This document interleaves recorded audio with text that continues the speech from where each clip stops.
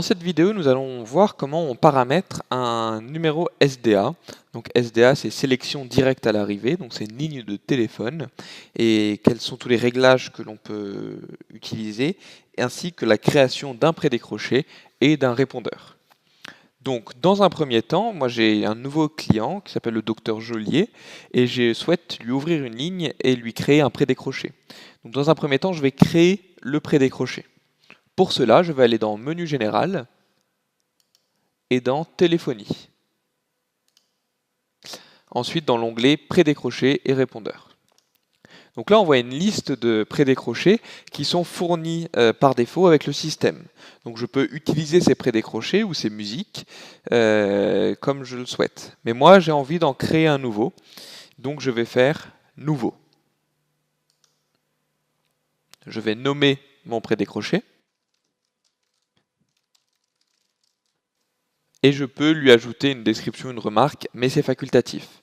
Donc pour créer un prédécroché, on a la possibilité soit de s'enregistrer avec le micro, soit d'importer un prédécroché existant. Donc auquel cas, il suffit de cliquer sur « à partir d'un fichier » et de récupérer ici le fichier sur votre ordinateur. Mais moi, ce n'est pas mon cas, moi j'ai envie de m'enregistrer. Donc je clique sur « d'un enregistrement » et je vais pouvoir, en utilisant les boutons ici, m'enregistrer. Le premier sert à lancer l'enregistrement, le second à l'arrêter, et le troisième sert à m'écouter pour voir si l'enregistrement me convient. Donc là, je lance l'enregistrement. Bonjour, bienvenue chez le docteur Joliet. Veuillez patienter, nous allons prendre votre appel. Et j'arrête l'enregistrement. Ensuite, je vais l'écouter pour voir s'il me convient. Et je peux ajouter, c'est-à-dire mixer une musique. Donc je vais utiliser une des musiques fournies avec le système. Moi je vais prendre Sofa, c'est une musique libre de droit. Et j'ai mon nom, ma musique de mixage et mon enregistrement. J'envoie cela sur le serveur. Ça prend quelques instants. Et dès que c'est fait, je retourne sur la page d'accueil et je retrouve ici mon prédécroché Joliet. De la même façon, alors c'est exactement la même chose, je vais créer un répondeur.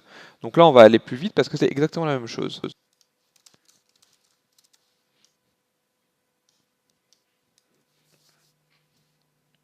Voilà. Donc là, j'ai fini de créer mon prédécroché et mon répondeur. Je vais avoir la possibilité de les écouter, les télécharger, c'est-à-dire récupérer le fichier sur mon ordinateur, modifier ou supprimer. Et donc moi, je souhaite affecter ce prédécroché et ce répondeur à mon client. Donc je vais rechercher dans la barre de recherche le client, le docteur Joliet, j'ouvre sa fiche et je vais aller dans ses préférences. Et donc il y a un petit raccourci ici en haut qui permet d'accéder directement aux paramètres du client. Donc je clique et je me retrouve dans ses paramètres.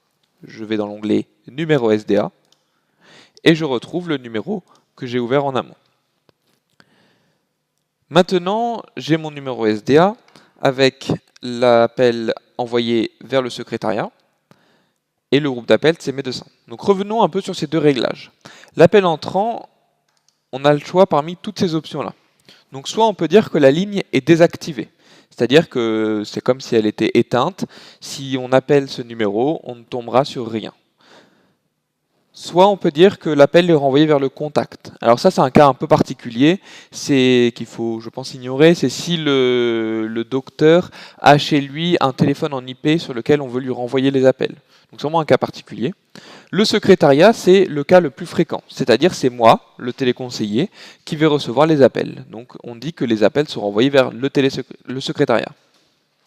Ensuite, si par exemple mon client, le docteur Joliet, part en vacances et me dit qu'il souhaite que tous les appels tombent sur répondeur pendant ses vacances, je vais avoir la possibilité de dire les appels tombent sur répondeur. Voilà. Donc ça, ce sont les cas les plus principaux. Les suivants, on va passer rapidement dessus puisqu'ils sont assez rarement utilisés. On choisit le secrétariat. Ensuite, groupe d'appel. je vais sélectionner le groupe d'appels de mon choix. Donc là, en l'occurrence, j'ai inscrit le docteur Joliet dans le groupe d'appels médecin, puisque c'est un médecin. Les groupes d'appels, je peux les créer, on ira voir tout à l'heure, je peux les créer comme je le souhaite, les nommer comme je le souhaite, mais ce qu'il faut bien comprendre, c'est qu'un numéro SDA est forcément dans un groupe d'appels.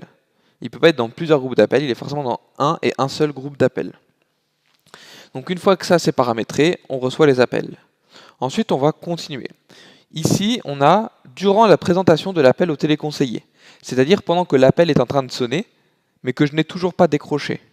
Je vais avoir la possibilité de simuler une sonnerie d'attente. Donc c'est-à-dire que pendant quelques secondes, je vais simuler une sonnerie d'attente qui va donner l'impression à l'appelant de ne pas appeler un standard téléphonique. Par défaut, cette option est désactivée, donc je n'y touche pas. Moi, ce qui m'intéresse, c'est le prédécroché. Alors, on voit qu'il y en a un par défaut. On peut l'écouter si on le souhaite, mais moi, j'ai envie d'utiliser le prédécroché que j'ai créé. Donc, je vais aller rechercher par son nom le prédécroché que j'ai créé il y a quelques minutes, et je le retrouve ici, prédécroché Joliet. Donc, j'ai dit que sur cette ligne SDA-là, il y a le prédécroché de Joliet qui est joué pour chaque appelant, et qui tourne tant que je n'ai pas décroché l'appel. Ensuite, nous n'avons pas de présentation de l'appel au téléconseiller. C'est-à-dire, par exemple, le soir, quand mon télésecrétariat est fermé, donc supposons après 19h, je suis rentré chez moi, je ne prends plus les appels tombent sur répondeur. Donc c'est-à-dire que l'appel n'est pas présenté au téléconseiller, puisque je ne suis pas là. Donc on a un répondeur par défaut, de la même façon que le prédécroché, mais moi j'ai créé un répondeur personnalisé pour Joliet, et je vais sélectionner ce répondeur personnalisé. Ensuite, nous avons une petite case à cocher ou décocher, c'est l'enregistreur du répondeur. Alors par défaut, c'est désactivé. À quoi ça sert?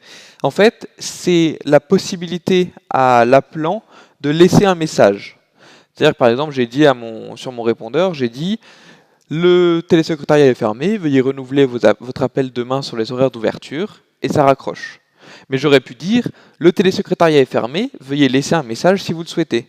Et auquel cas, j'aurais activé ensuite l'enregistreur du répondeur. Ça laisse la possibilité de laisser un message, comme sur n'importe quel répondeur. Si on l'active et que quelqu'un laisse un message, le message sera mis sous format MP3 et arrivera dans la messagerie du docteur Joliet. Mais encore une fois, c'est un cas assez rare, donc on va le laisser décocher. Le numéro de transfert. Ce champ-là, il va vous permettre, par exemple, de renvoyer les appels qui arrivent sur ce numéro SDA vers encore un autre numéro. C'est-à-dire que le numéro SDA sert de rebond vers un autre numéro. Alors, je vais vous donner un exemple de à quoi ça peut servir. Par exemple, vous avez le docteur qui vous dit « Écoutez, je veux que vous preniez les appels la journée, mais le soir, si quelqu'un appelle, je veux que les appels arrivent sur mon portable. » Et bien, quelqu'un va pouvoir mettre le numéro de portable du docteur ici, et on va dire, là-haut, le secrétariat, fermeture égale transfert. C'est-à-dire que par défaut, les appels arrivent sur le secrétariat, mais quand il est fermé, c'est-à-dire quand je suis déconnecté, les appels seront envoyés sur le numéro de transfert. C'est le numéro qui est indiqué ici. Ensuite, je peux choisir, si j'active cette option d'envoyer sur le numéro de transfert, je peux choisir le numéro qui sera affiché s'il y a un transfert. C'est-à-dire que sur le portable du docteur, qu'est-ce qui va apparaître? Donc, est-ce que va apparaître le numéro de l'appelant, donc de son patient, ou alors le numéro SDA? Comme ça, il sait que c'est un numéro qui lui est transféré. Ça, je peux choisir l'un ou l'autre. Ensuite, nombre d'appels simultanés max, ça va permettre de limiter le nombre d'appels que peut recevoir une ligne. Alors par défaut, évidemment, c'est illimité. Mais supposons qu'il y a un client, un numéro sur lequel vous recevez trop d'appels, et donc vous lui dites à votre client que vous ne souhaitez pas prendre plus de 3 appels à la fois, et qu'après les appels sont raccrochés. Donc vous allez dire, je veux que ce numéro-là, SDA, donc juste celui-ci, soit limité à 3 appels simultanés. Donc si vous avez 3 appels en cours et qu'il y en a un quatrième, le quatrième sera renvoyé sur un message de surcharge. C'est-à-dire un message qui dit « Toutes nos lignes sont occupées, veuillez rappeler plus tard ». Par défaut, c'est illimité. Moi, je vais laisser illimité. Le nom affiché sur appel entrant. Par défaut, le nom affiché, en fait ça c'est pour vous, le téléconseiller, c'est pour voir qui vous appelle en fait, quel est le dossier qui est appelé. Donc par défaut ça va indiquer Docteur Joliet, le nom du dossier sur l'appel entrant. Donc vous saurez que c'est un appel pour le Docteur Joliet. Mais supposons que c'est un numéro SDA qui est partagé par toute une clinique, vous n'allez pas mettre le nom d'un des médecins d'une clinique. Donc ce que vous allez pouvoir faire, c'est dire, marquer ici dans nom affiché sur appel entrant, vous dites ça c'est pour la clinique des Lilas. Et donc comme ça sur les appels que vous recevrez, il y aura marqué clinique des Lilas. Donc vous saurez ce qui se passe. Tous les numéros du système sont compatibles avec les fax. C'est-à-dire que si vous recevez un fax sur ce numéro-là, la ligne SDA, vous n'allez pas voir d'appel, puisque un fax n'est pas un appel. Donc vous, votre travail de téléconseiller ne sera pas dérangé. Mais le logiciel va automatiquement reconnaître que c'est un fax et le passer sous format PDF et l'envoyer dans la messagerie du dossier.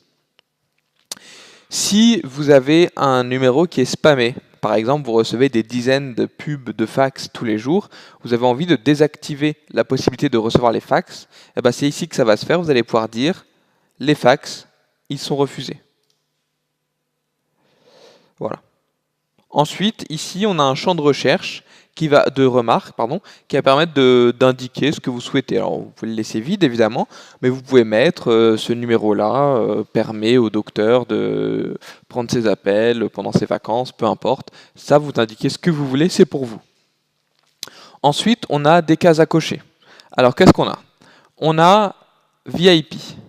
La case VIP, ça veut dire que tous les appels qui arriveront sur cette ligne SDA seront identifiés comme des VIP. Donc c'est-à-dire que dans la ligne de l'appel, vous aurez une petite indication VIP et vous saurez qu'il faut par exemple décrocher en priorité. Vous pouvez dire que ce numéro est en formation. Alors ça va être utile par exemple si vous êtes une grosse structure, vous embauchez une nouvelle télésecrétaire ou un nouveau télésecrétaire et cette personne qui débute est en formation. Donc c'est-à-dire qu'il ne va prendre que les numéros assez faciles à traiter. Donc on va dire le docteur Joliet, c'est un médecin assez facile, ses appels ne sont pas compliqués, donc lui on peut le mettre à la disponibilité des personnes en formation. Donc c'est à ça que sert cette case. Ensuite, désactiver la reconnaissance d'appelant. C'est-à-dire que quand vous recevez les appels, vous savez par exemple que c'est Georges Dupont, le patient du docteur Joliet, qui vous appelle. Vous allez pouvoir dire bonjour monsieur Dupont. Mais dans certains cas de figure, vous allez avoir envie de désactiver cette reconnaissance d'appelant. Par exemple, quand l'appel transite par un standard au cabinet du médecin, parfois il y a des petits soucis, donc vous allez pouvoir désactiver la reconnaissance d'appelant. De la même manière, vous allez pouvoir dire « je refuse les appels anonymes ». Donc si quelqu'un appelle ce numéro en masqué, vous allez pouvoir dire « lui, il est refusé ». Les deux derniers réglages, on va passer vite dessus, c'est des réglages un peu plus poussés, qui ne sont pas intéressants pour l'instant. Alors voilà, là j'ai paramétré mon numéro, je vais enregistrer tout ce que j'ai fait. J'ai attribué un groupe d'appels, j'ai attribué un prédécroché, j'ai attribué un répondeur. Maintenant, on va aller voir les horaires d'ouverture. Alors les horaires d'ouverture, vous n'êtes pas obligé d'aller les toucher. Par défaut, en fait, vous allez recevoir les appels quand vous êtes connecté. Quand vous êtes connecté, vous recevez les appels. Quand vous n'êtes pas connecté, ça tombe sur répondeur. C'est tout simple. Mais par exemple, vous avez un docteur qui vous impose de prendre les appels à des heures très précises. Donc là, vous allez pouvoir personnaliser tout ça. Par exemple, il vous dit du lundi au mercredi, vous prenez les appels de 8h à 18h. Alors comment on fait? Bien, on va dire du lundi au mercredi, de 8h à 18h, les appels arrivent sur le secrétariat. Et ensuite, il vous dit le jeudi, vendredi, ça tombe sur le répondeur. Donc vous ajoutez une ligne du jeudi au vendredi,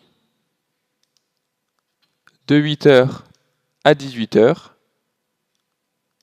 les appels arrivent sur le répondeur. Et vous pouvez faire autant de lignes que vous voulez, comme ça. Et donc les deux autres cases, ça va vous permettre de... Alors par exemple, si vous voulez mettre un répondeur spécial le lundi, un autre le mardi, un autre le mercredi, ouais, vous pouvez choisir le répondeur que vous voulez et le personnaliser selon des tranches horaires. Et de la même façon, le numéro de transfert, vous pourrez être transféré sur un numéro sur tel horaire et sur un autre numéro sur tel autre horaire. Et enfin, donc là j'enregistre, nous avons l'onglet graphique. Alors là évidemment on m'indique qu'il n'y a aucune donnée puisque c'est un numéro que je viens de créer, il n'y a aucune information enregistrée. Mais si je reviens plus tard, je pourrais voir la trace de tous les appels. Donc en fait ça me présente tout simplement le nombre d'appels par jour. Donc genre, lundi j'ai eu 15 appels sur ce numéro, mardi j'en ai eu 18, etc. Ensuite, il y a deux autres numéros onglets sur lesquels je suis passé. C'est téléconseiller dédié, téléconseiller interdit. Donc ça va vous servir si vous avez activé l'ACD, c'est-à-dire la Automatic Call Distribution, qui vous permet de répartir la charge des appels selon les téléconseillers les moins chargés. Et vous allez pouvoir dire, sur ce numéro-là, du cabinet geôlier, je peux mettre un téléconseiller dédié. C'est-à-dire que ce téléconseiller-là recevra en priorité les appels. Ça donne l'impression d'avoir un téléconseiller, enfin un secrétaire sur place, et toujours le même qui décroche sur ce numéro-là. Ou alors on peut dire un téléconseiller interdit, c'est-à-dire un téléconseiller qui n'a plus le droit de décrocher les appels sur ce numéro-là. Ça sera un téléconseiller interdit. Voilà pour la création des prédécrochés, des répondeurs et des SDA.